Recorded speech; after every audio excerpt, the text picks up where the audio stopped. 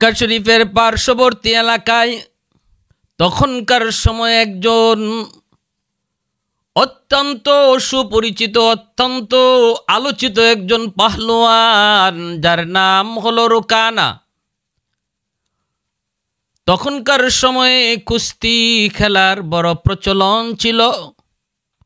কুস্তি খেলার ভিতরে যারা জয়ী হতো তাদের প্রশংসা হতো, তাদেরকে মানুষ সম্মান করত, তাদের আলোচনা থাকতো, মুখে মুখে তাদের নাম। মক্কার পার্শ্ববর্তী কোনো এক এলাকায় বসবাস করত তৎকালীন সময়ের সবচেয়ে বড় কুস্তিগির, সবচেয়ে বড় পাহলুয়ান, যার নাম হলো রুকানা। চতুর্দিকে তার ছিল আলোচনা, চতুর্দিকে তার ছিল সুনাম।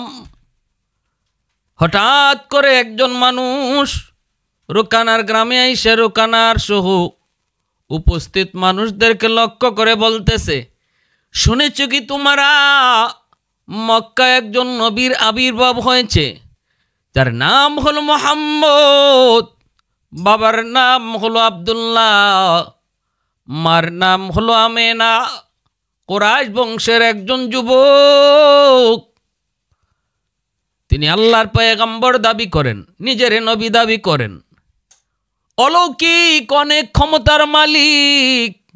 তার আল্লাহ তাকে এই শক্তি প্রদান করেন, তিনি এক আল্লাহর দাওয়াত দেন, নিজেকে নবী দাবি করেন। দলে দলে মানুষজন কালেমা পড়ে মুসলমান হইতেছে। তার আখলাক বড় সুন্দর, তার ব্যবহার বড় সুন্দর, তার কথা বড় সুন্দর, তার দ্বারা সমাজের অনেক ভালো ভালো কাজ সমাপ্ত হচ্ছে।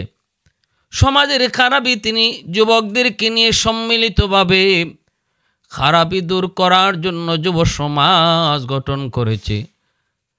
হিলফুল ফুজুল সংঘের নামে সমাজের খারাপি কাজ থেকে সমাজকে শুদ্ধ করার জন্য চেষ্টা করেছে। মানুষের মুখে মুখে তার সুনাম, তার সুমহান চরিত্র, তার সত্যবাদিতা, মানুষজন তার আল আমিন বলে ডাকত। তিনি নিজের নবী দাবি করলেন। এই কথা বলা মাত্রই উপস্থিত মানুষজনেরা কয়, তাহলে তো এমন মানুষ দেখা দরকার, এমন একজন মানুষ যদি নিজের নবী দাবি করেন, আর এই যদি হয় তার আখলাক, এই যদি হয় তার ব্যবহার এত সুন্দর, যদি হয় তার কথা, তাহলে এই মানুষটার কাছে তো যাওয়া দরকার, এই মানুষটাকে তো দেখা দরকার। সাথে সাথে পাহলওয়ান রুকানা ডাক দিয়ে কয়, শুনো, তিনি যদি এমনই অলৌকিক ক্ষমতার অধিকারী হন আর নিজের নবী দাবি করেন, তাহলে আমারও তো তার সাথে দেখা করা প্রয়োজন, আমারও তো তার সাথে একটা কুস্তি লাগা প্রয়োজন। যদি তিনি নবী হন, অলৌকিক ক্ষমতার মালিক হন, তাহলে তো আমি তার সাথে কুস্তিতে পারার কথা না। আর যদি তিনি নিজে নিজে নিজের মিথ্যা নবী দাবি করেন, তাহলে তো তিনি আমার সাথে কুস্তিতে পারবে না। উপস্থিত মানুষেরা কয়, হ রুকানা, ঠিক আছে, তাহলে তুমি একটু দেখো। রুকানা এই কথা বলেই সিদ্ধান্ত নিল মক্কায় যাবে, আল্লাহর নবীর কাছে সে সাথে যায় কুস্তি লাগবে, নবীজির সাথে কুস্তি লাগবে। তৎকালীন সময়ের সবচেয়ে বড় কুস্তিগির রুকানা মক্কায় নবীর কাছে আসবে, নবীর সাথে কুস্তি প্রতিযোগিতা করার জন্য বাড়িতে আসলো। বিবির কাছে, সন্তানের কাছে বলল। রুকানার একটা সন্তান ছিল, যার নাম হলো ইয়াজিদ।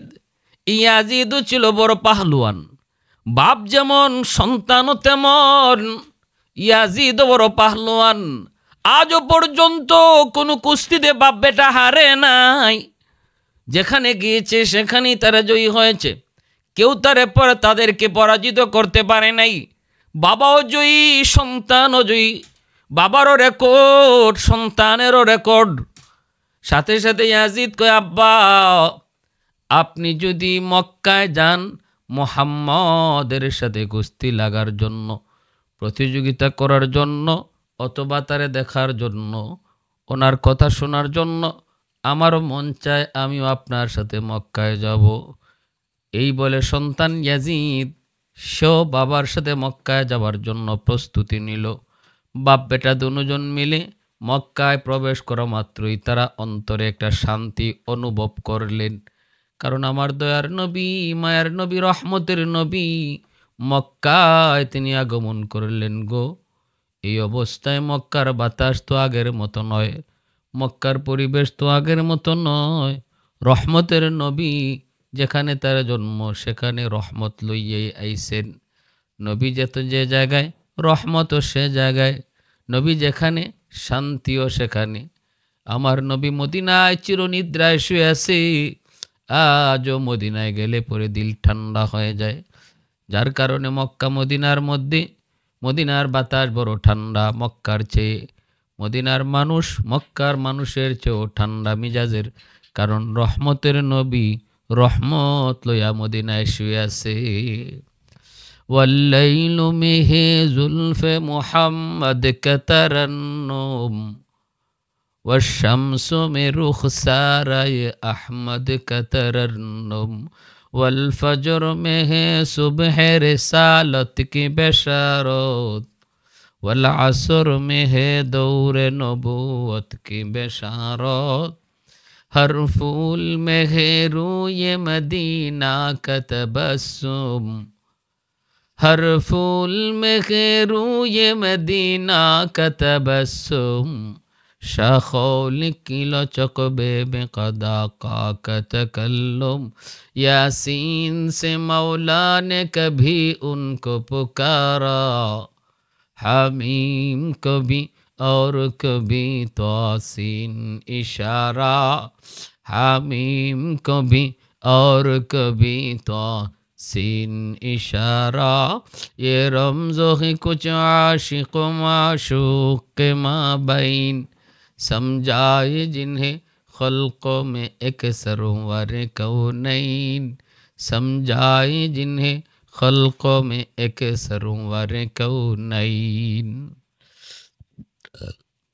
রুকানা সন্তান ছেলে, সেও তরতাজা যুবক, সেও বড় পাহলুয়ান, নাম হলো ইয়াজিদ। বাপ বেটা দুজন মক্কায় ঢুকেই মক্কায় ঢুকা মাত্রই তাদের অন্তরে প্রশান্তির বাতাস লাগলো। বাবাই কয় বাজান ঘটনা কি, শান্তি শান্তি লাগে? ফুলায় কয় হ বাবা, আমারও তো দিলে দিলে শান্তি লাগে। ঘটনা কি?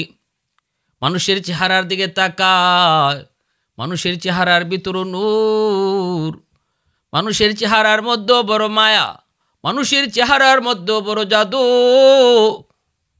সামনের দিকে আগায়, কিছু মানুষকে একত্রিত পায়া রুকানা যায় জিজ্ঞেস করে, এ ভাই একটা কথা জিজ্ঞেস করতে চাই, মুহাম্মাদুর রাসূলুল্লাহ কোথায়? তোমরা কি জানো? তোমরা কি জানো? মানুষেরা কয় কে তুমি? কয় আমি হলাম রুকানা পাহলুয়ান, মক্কার অদূর অমুক গ্রামে আমার বাড়ি। আমি এসেছি উনার সাথে সাক্ষাৎ করার জন্য। বলো কোথায় গেলে পাবো? লোকগুলি কয় উনি আমাদের নবী, আল্লাহর পয়গম্বর।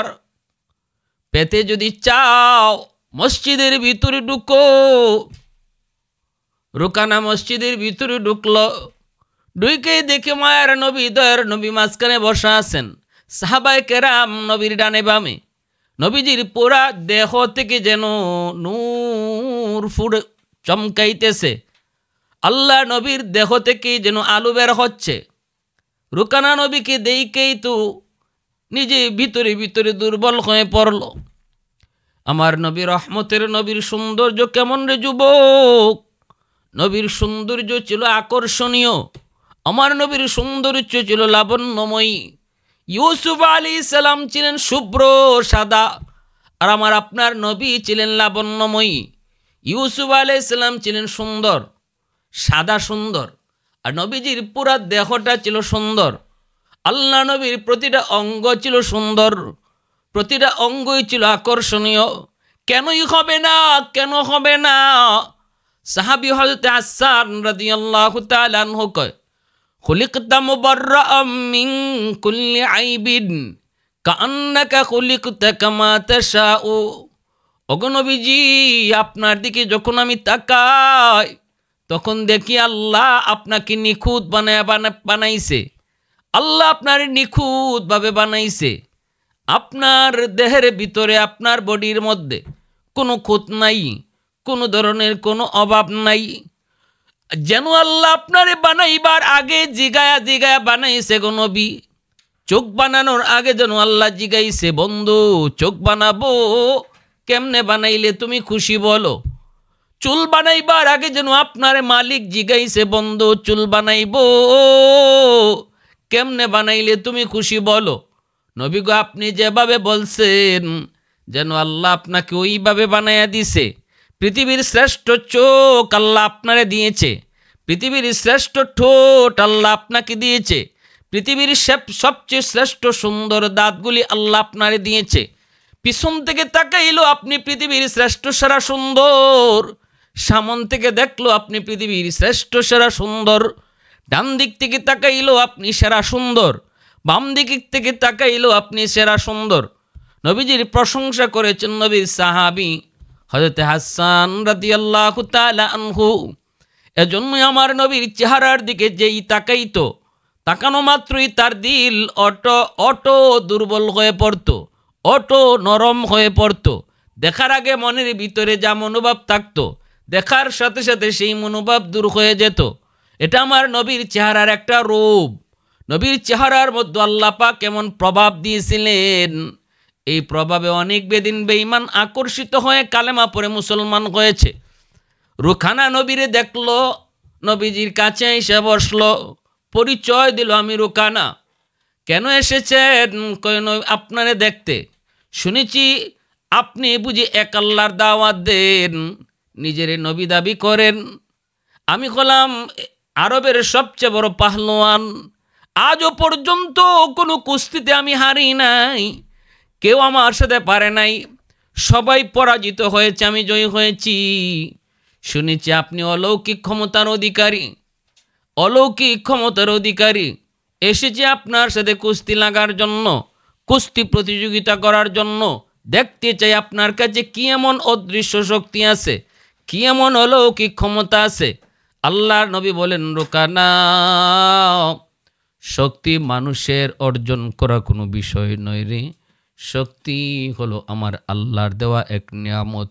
আমার আল্লাহ তোমাকে যে শক্তি দিয়েছেন, এই নিয়ামতের শুকরিয়া তুমি আদায় করো। জ্ঞান গরিমা বলি, সুন্দর বলি, যোগ্যতা বলি, সব কিছু হলো আমার আল্লাহ পাকের দেওয়া নিয়ামত। নিয়ামতের শুকরিয়া আদায় করো, আল্লাহ নিয়ামত আরও বাড়ায় দিবে। লা ইন শাকারতুম লা আযীদান্নাকুম ওয়া লা ইন কাফারতুম ইন্না আযাবী লাশাদীদ।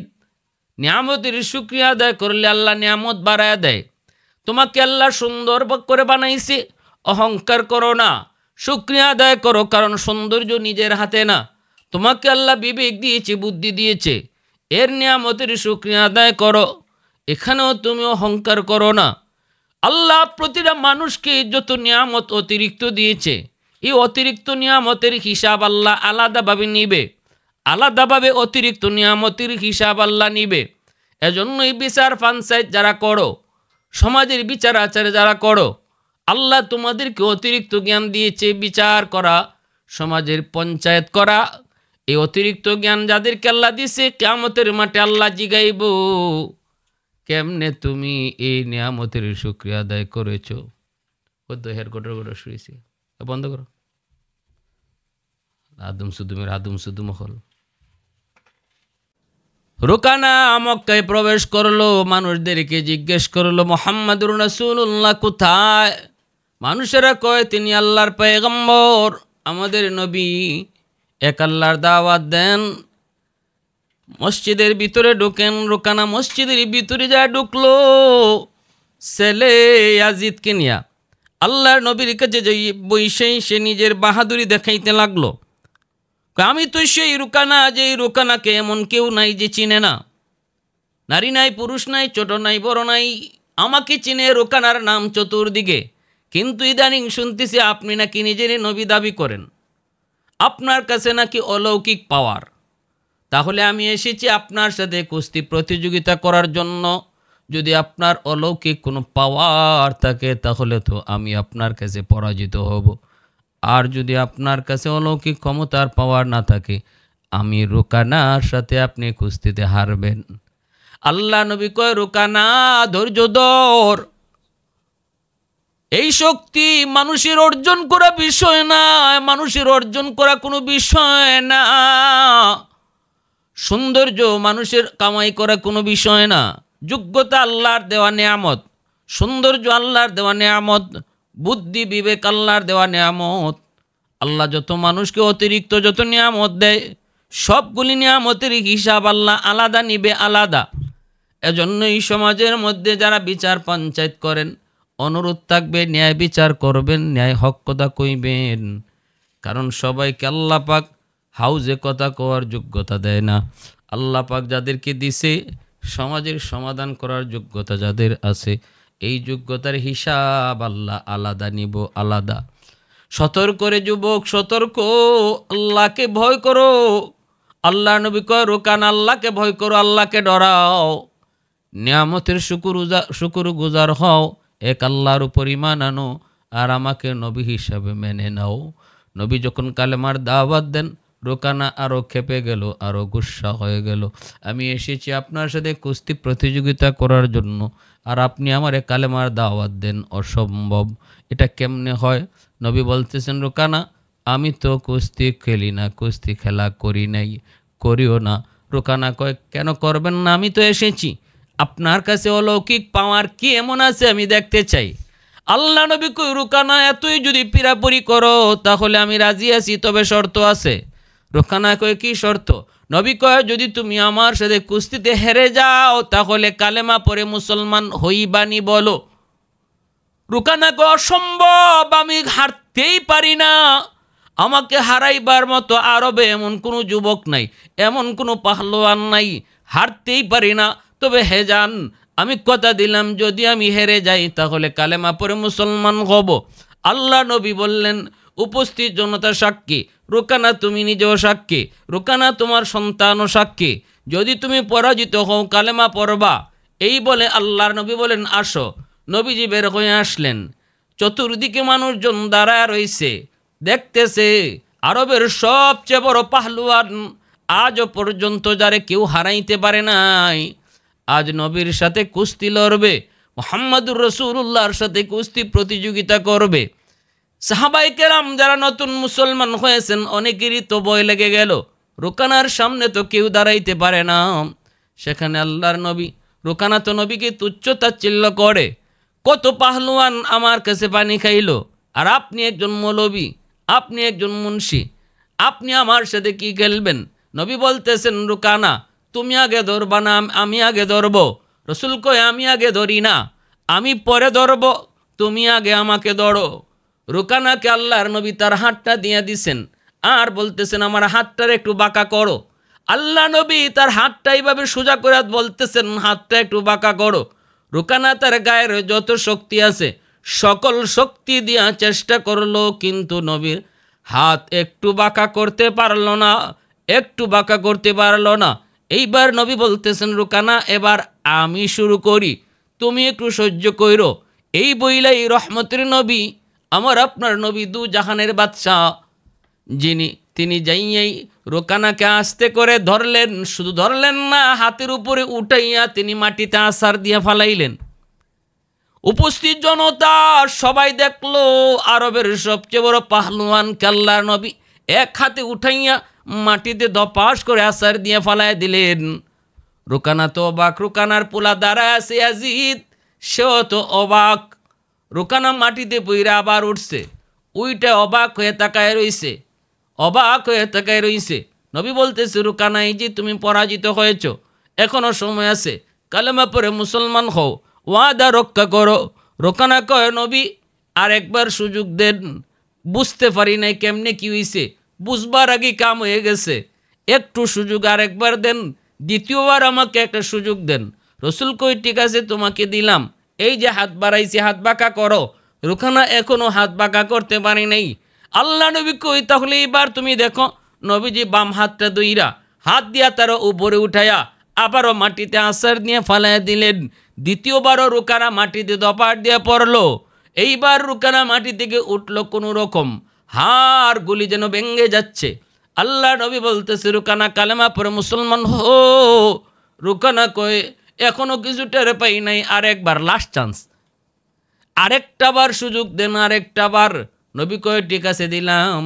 তৃতীয়বারও যখন চেষ্টা করে ব্যর্থ হয়, আর নবী তৃতীয়বারও তারে মাটিতে ফেলাইয়া দিলেন। রুকানার সাথে সাথে মাটি থেকে ওইটা আর দাঁড়ালো না, বৈশাই নবীজির দিকে হাত জোর করে বলতেছে, মুহাম্মদ, আমার বুঝ হয়ে গেছে আপনার শক্তি নিজের কোনো শক্তি না, এটা অদৃশ্য শক্তি। আজও পর্যন্ত আরবের কেউ আমাকে এইভাবে দপাস করে পরাজিত করতে পারে নাই গো। আমার বুঝ হয়ে গেছে, আমি আর দেরি করতে চাই না, আমাকে এই মুহূর্তে কালেমা পড়ে মুসলমান বানায় দেন। সন্তান ইয়াজিদ দৌড়ে আসছে, আব্বা একটু থামো, আব্বা আমি একটু দেখি। ছেলে এসে বলতেছে, আমার বাবার প্রতিশোধ আমি নিতে চাই, আমার বাবার প্রতিশোধ আমি নিতে চাই। ইয়াজিদকে আজও পর্যন্ত কেউ পরাজিত করতে পারে নাই। ইয়াজিদ যখন আসছে বাবার বদলা নেওয়ার জন্য, আল্লাহ নবী বলতেছে, ইয়াজিদ তোমাকেও কালেমার দাওয়াত দেই, বিপদ আসার আগে আগে কালেমা পড়ে মুসলমান হয়ে নাও। আমি তোমারও মঙ্গল চাই, তোমার বাবারও মঙ্গল চাই, তোমাদের উন্নতি চাই, দুনিয়া আখেরাতে কল্যাণ চাই, কালেমা পড়ে মুসলমান হয়ে যাও। ইয়াজিদ কয়, বাবার প্রতিশোধ নিব। আল্লাহ নবী কয়, ঠিক আছে হাত বাঁকা করো। হাত বাঁকা করা সম্ভব হয় নাই, কারণ আমার রসুল তো শুধু সাধারণ মানুষ না, মানুষ সাধারণ একজন আমার আপনার মতোই যদি মানুষ হতেন তাহলে একজনের শক্তি থাকতো। নবী তো আল্লাহর পয়গম্বর, দুনিয়ার 40 জন তরতাজা পাহলওয়ানের শক্তি আল্লাহ তার হাবিবকে দান করেছেন। আল্লাহ পাক রব্বুল আলামিনের কুদরতি হাত তার বন্ধু মুহাম্মদ রাসূলুল্লাহর সাথে। ইয়াজিদ 3 বার এইভাবে দপাস করে মাটিতে পড়ল। এইবার বাপ বেটা দুজন মিলে মায়ার নবীর কাছে সারেন্ডার করলো, আত্মসমর্পণ করে কালেমা পড়ে মুসলমান হয়ে গেল। চতুর্দিকে আওয়াজ রটে পড়ল, চতুর্দিকে আওয়াজ ছড়িয়ে পড়ল, রুকানার ছেলে দুজন কালেমা পড়ে মুসলমান হয়ে গেছে। নবীজি এক জায়গায় বসা রয়েছেন, একজন খ্রিস্টান যুবক এসে বলতেছে, মুহাম্মদ শুনেছি তোমার সুনাম, অলৌকিক ক্ষমতার অধিকারী, যার কারণে রুকানা পারে নাই, রুকানার সন্তান ইয়াজিদও পারে নাই। আমি আজকে একটু অলৌকিক ক্ষমতা দেখতে চাই। ওই যে একটা গাছ, এই গাছটাকে তুমি তোমার কাছে ডাক দিয়ে আনতে পারবানি বলো। আল্লাহ নবী বলে, যুবক তুমি যে গাছটাকে আমার কথা বলো। যুবক গাছের কাছে যা বলতেছে, আরে গাছ, তোকে আল্লাহর হাবিব মুহাম্মদুর রাসূলুল্লাহ ডাকে। বলা মাত্রই গাছটা মাটি চিরে অটো নবীজির কাছে আসতে শুরু হলো। প্রথমেই গাছের মধ্যে একটা কম্পন শুরু হয়ে গেল, যেই মাত্র আদেশ আসলো দিনের নবী তোমারে ডাকে, গাছটা কম্পন শুরু করলো। এরপরে মাটি চিরে নবীজির কাছে চলে আসলো। যুবক তাকায় তাকায় গুলি দেখলো, অমুসলিম যুবক নবীজির কাছে দেখতেছে, গাছ নবীর কাছে চলে আসছে। এইবার আইসাই নবীকে সালাম জানাইছে, আসসালাতু আসসালামু আলাইকা ইয়া রাসূলুল্লাহ, আসসালাতু আসসালামু আলাইকা ইয়া হাবিবাল্লাহ। আল্লাহর নবীকে সালাম জানাইছে। এরপরে যুবক কয়, নবী গো আবার গাছটারে জায়গায় পাঠিয়ে দেন। নবী বলতেছে, রে গাছ তোমার জায়গায় তুমি চলে যাও। বলা মাত্রই গাছটা আবার তার নিজের জায়গায় চলে গেল। ওই যুবক কয়, নবী গো আমি আর দেরি করতে চাই না, এই মুহূর্তে আমাকে কালেমা পড়ে মুসলমান বানায় দেন। আল্লাহর নবীর হাতে ওই যুবক কালেমা পড়ে মুসলমান হয়ে গেল। আই সাল্লি আলা আপকা ফয়জান রিসালত,